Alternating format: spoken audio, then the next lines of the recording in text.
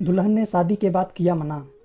शादी के बाद विदाई का समय था। नेहा अपनी माँ से मिलने के बाद अपने पिता से लिपटकर रो रही थी और वहाँ मौजूद सभी लोगों की भी आंखों में आंसू थे। उस समय नेहा ने घूंघट निकाला हुआ था और अब उसका विदा होकर ससुराल जाने का समय हो गया था। तो जैसे ही नेहा रोती हुई कार में बैठने लगी, तभी उसकी छोटी बहन रोती हुई उससे दोबारा लिपटकर रोने लगी।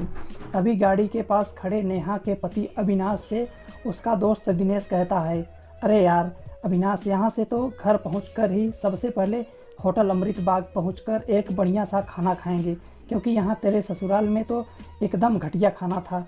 ऐसा खाना तो हमारे यहाँ कुत्तों को भी नहीं खिलाते। तभी साथ ही खड़े अविनाश के छोटे भाई ने भी कहा, हाँ यार, यहाँ का खाना तो एकदम बकवास था और रसमलाई में तो रस ही नहीं था। ये कहते हुए वो तीनों ज़ोर ज़ोर से हंस रहे थे। तभी नेहा के पति अविनाश ने भी अपने ससुराल वालों की मजाक उड़ाते हुए कहा कि हाँ यार, मैंने भी मजबूरी में ही यहाँ का खाना खा लिया, वरना मैं तो ऐसे खाने को हाथ भी नहीं लगाता। और अब पक्का हम तीनों घर पहुँचते ही अमृत बाग का खाना खाएंगे। अपने पति के मुंह से ऐसी बातें सुनकर नेहा कार में बैठती बैठती रुक गई और उसने गुस्से में सबके सामने अपनी घूंघट हटाते हुए कार के दरवाजे को ज़ोर से बंद किया और आंखों में आंसू लिए नेहा अपने पिताजी के पास पहुंच गई और उनका हाथ पकड़कर उनसे ये कहा कि पिताजी, मैं ससुराल नहीं जाऊंगी, मुझे ये रिश्ता बिल्कुल मंजूर नहीं है। बात नेहा ने इतनी ज़ोर से कहा कि सब लोग उसकी बात सुनकर हक्के बक्के रह गए। सब लोग नेहा के नज़दीक आ गए और नेहा के ससुराल वालों पर जैसे पहाड़ टूट पड़ा हो। वजह क्या थी ये किसी को नहीं समझ में आ रहा था। तभी नेहा के ससुर राधे श्याम जी ने आगे बढ़कर नेहा से पूछा, नेहा बेटी, क्या बात है? तुम अचानक ही शादी होने के बाद अपनी विदाई होने के समय यूं ही नामंजूर कर रही हो। तभी नेहा कुछ देर चुप रहने के बाद अपनी आंखों में आंसू लिए अपने ससुर से बोली कि बाबूजी, आपको पता है, मेरे माता पिता ने अपने सभी सपनों को मारकर हम सभी बहनों को इतना पढ़ाया लिखाया और काबिल बनाया, और आप जानते हैं कि एक बाप के लिए उसकी बेटी क्या मायने रखती है। वैसे आप और आपका बेटा जाए, और शायद आप नहीं जानते कि मेरी माँ ने पिछले 1 साल से एक भी नई साड़ी नहीं खरीदी है, क्योंकि मेरी शादी में पैसों की कोई कमी ना हो जाए। और आज भी मेरी शादी में मेरी माँ ने मेरी बड़ी बहन की साड़ी पहनकर खड़ी है। और ये तो कुछ भी नहीं है, मेरे पिताजी भी 150 रुपये की शर्ट के नीचे कई छेद वाली बनियान पहनकर खड़े हैं, और ये सब सिर्फ इसलिए ताकि मेरी शादी में कोई कमी न रह जाए। लेकिन इतनी मेहनत करने के बावजूद भी आज इस शादी में आपके बेटे को रोटियां ठंडी लगी, उसके दोस्त को पनीर बकवास लगा, और मेरे देवर जी को रसमलाई में तो रस ही नहीं मिला। और तो और मेरे पति अविनाश जी तो कह रहे थे कि वो तो ऐसे खाने को हाथ भी नहीं लगाते, बस उन्होंने तो मजबूरी में ही ये सब खा लिया। अगर सब कुछ इन्होंने मजबूरी में ही खाया है तो इसकी क्या गारंटी है कि मुझसे शादी भी ये अपनी खुशी से ही कर रहे हैं। कल को अविनाश जी ये भी कह सकते हैं कि मुझसे भी इन्होंने मजबूरी में ही शादी की है।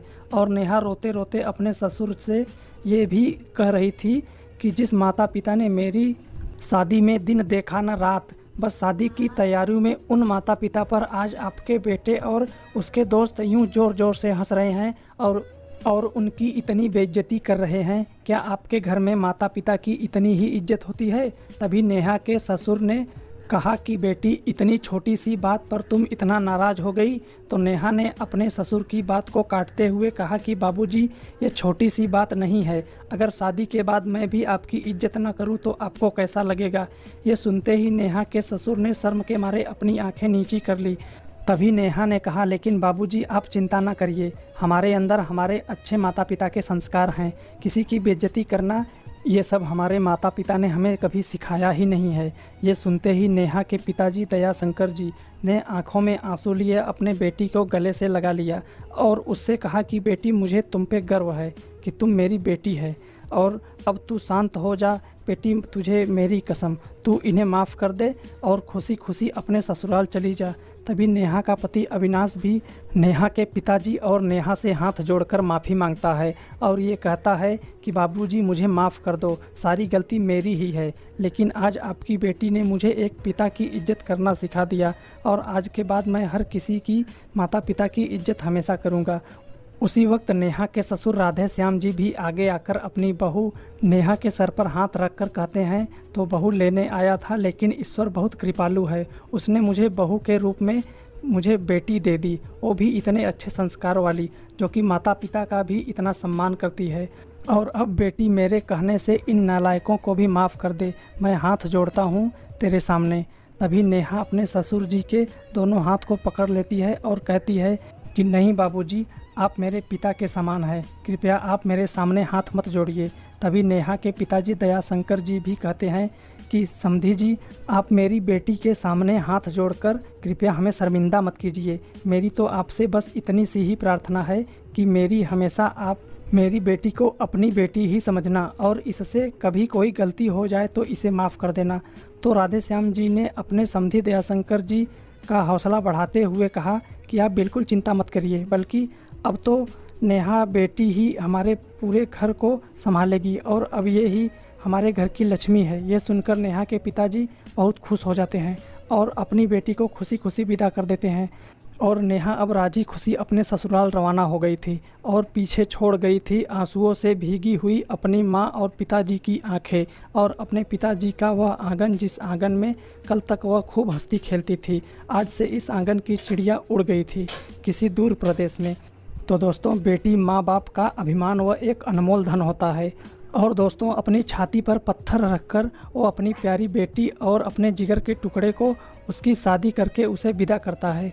इसलिए दोस्तों, एक बाप अपनी बेटी की शादी करके वैसे ही उससे दूर हो जाता है और हमें उसका अपमान करके उन्हें और दुखी कभी भी नहीं करना चाहिए। दोस्तों, आपको ये कहानी कैसी लगी नीचे कमेंट कर हमें ज़रूर बताइएगा।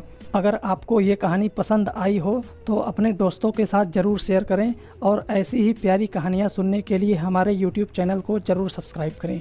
धन्यवाद।